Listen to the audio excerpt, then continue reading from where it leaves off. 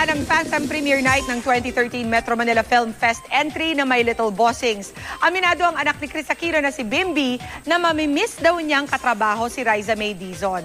Makichika kay Nelson Canlas.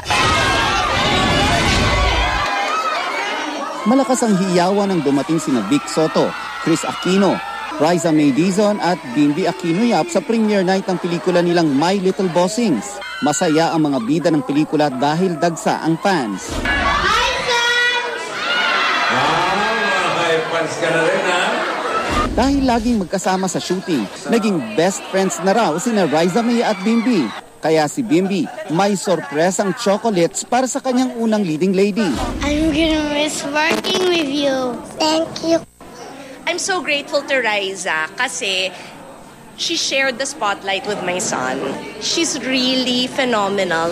Present din sa premiere night ang panganay ni Chris na si Josh, ay Idela sa Alas at ang girlfriend ni Bossing Vic na si Pauline Luna. Kwento ni Chris, hindi raw typical comedy ang My Little Bossings.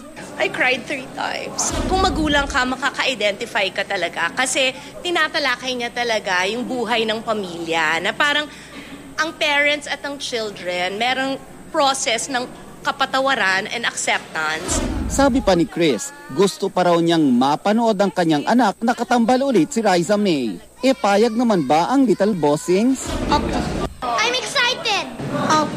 Gusto ko na po mapanood talaga. Nelson Canlas, updated sa Showbiz Happenings.